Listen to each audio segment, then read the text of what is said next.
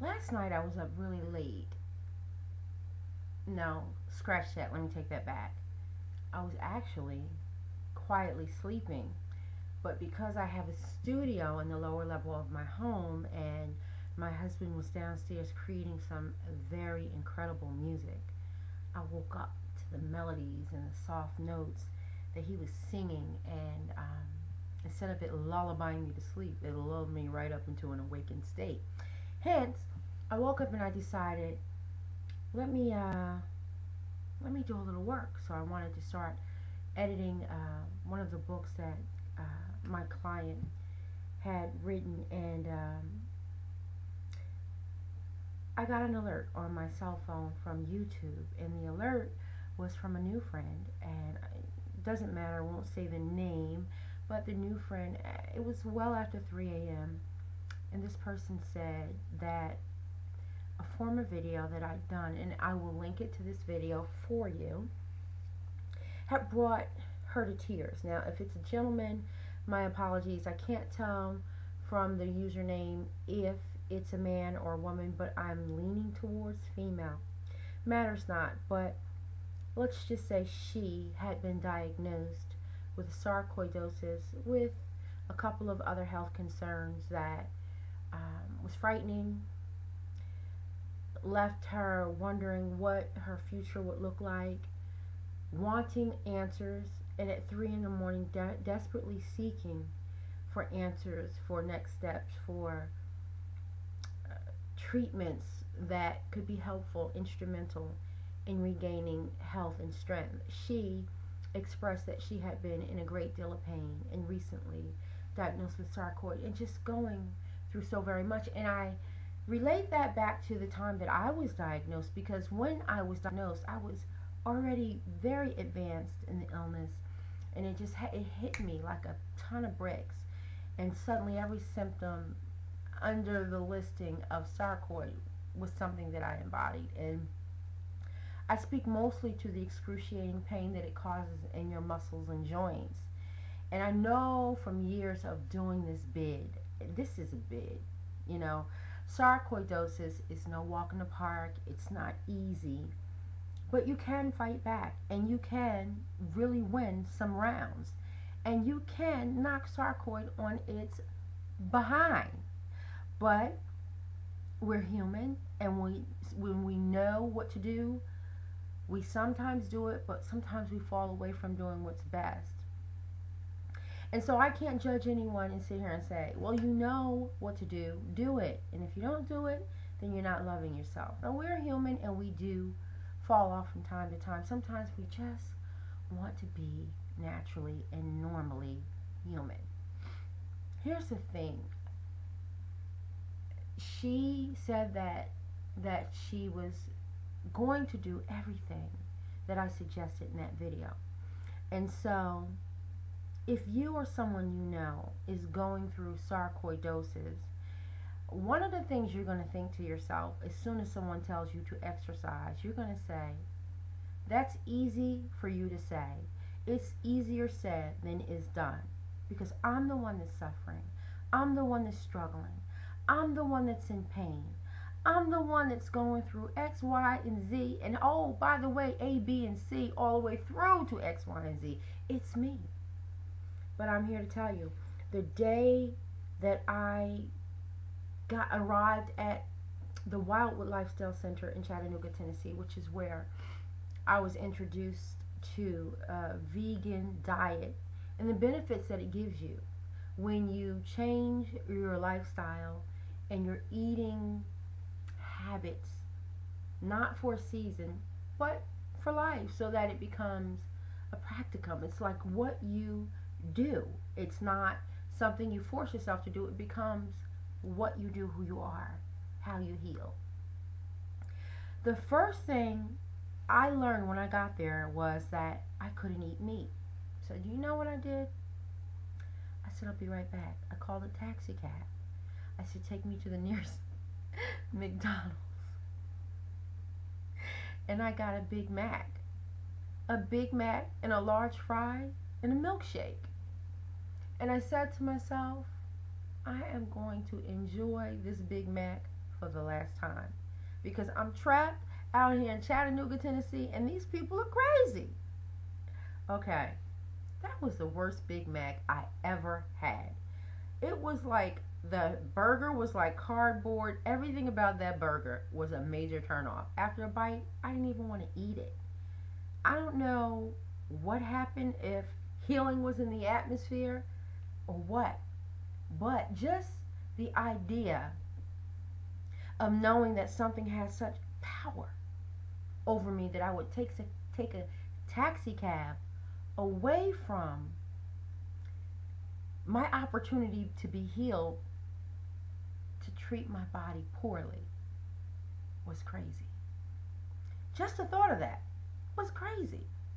So I understand human nature, trust me, I do. But one of the things you need to realize about being human is that you're not just flesh, you are also spirit. And you can pull on the strength on the spiritual level so that it will be easier for you to adapt to this new lifestyle. In the beginning, there were no Big Macs anyway. God never intended for us to eat that stuff. Granted, it can taste good, it can be enjoyable, it can be convenient.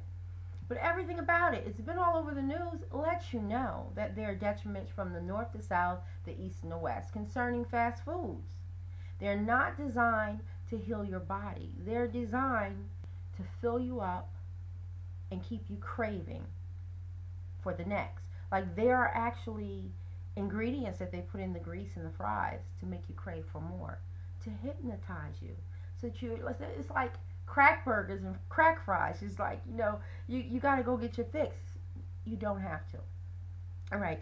I want you to think of this in the most natural way that you can. It's almost like learning to ride a bicycle.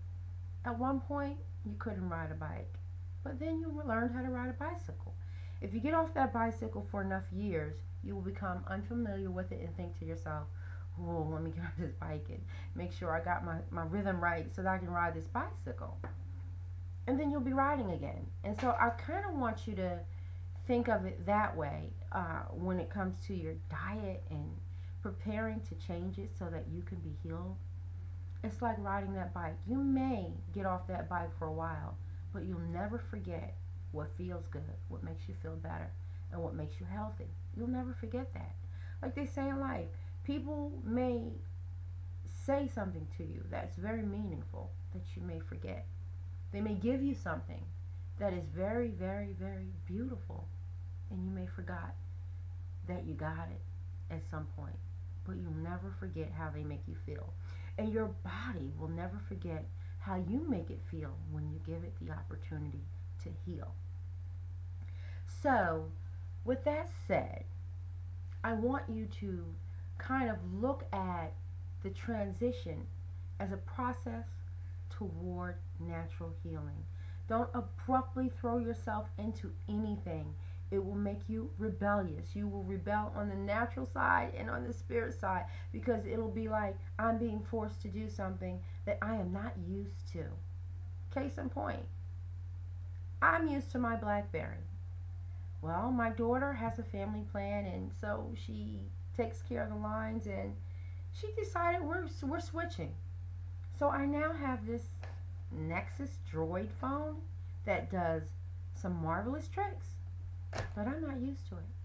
I knew my BlackBerry back and forth, and I was comfortable with it. But this phone does more, and it does it faster. It does it better.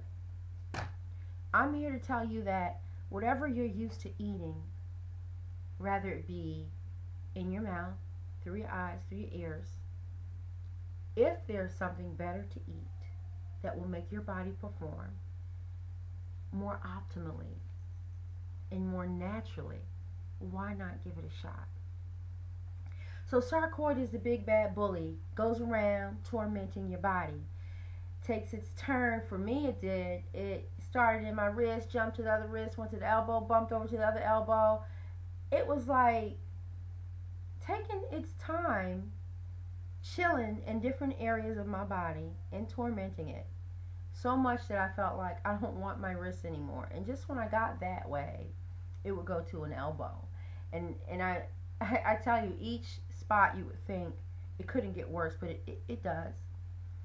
So I got there. The burger wasn't good. I didn't even finish it. I got back to the place and I began to learn healing as a lifestyle.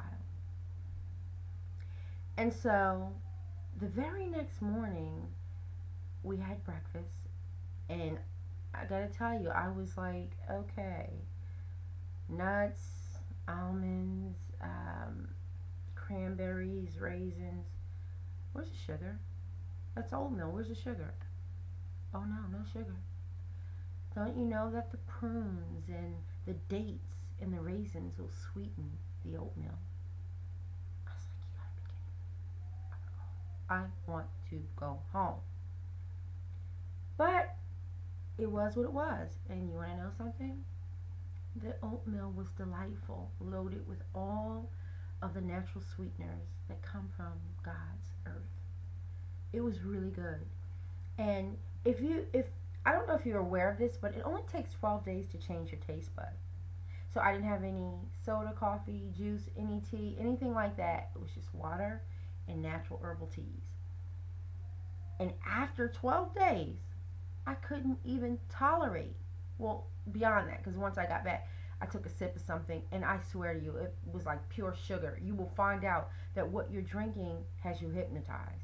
The sodas have you bamboozled, because they are not perfectly created. They are loaded with sugar, more than you can begin to imagine. No wonder so many people are diabetic. So it takes 12 days to change over your taste buds, and you can do this. You owe it to yourself. You owe it to your healing process. You owe it to your body. And you need to realize that it took time for your body to go into a toxic state, so much so that it created an environment that opened the door for sarcoidosis to waltz right on in. We are what we eat. And so the next day after breakfast, they're like, okay, we're going to go for a hike. So everybody there was kind of looking like they could do it, except me. I was on a cane and barely making it on a cane. And I says, well, I'll meet you guys back in the main lobby when you're done. And they're like, oh no, you can come. I says, no, I have a limp. I have pain in my hip. I can't do this. They said, you'll be fine. You'll be just fine. Oh, no, really, I can't keep up. Oh, we'll wait for you. Are you serious? Are you really going to make me walk with you guys? I am in pain.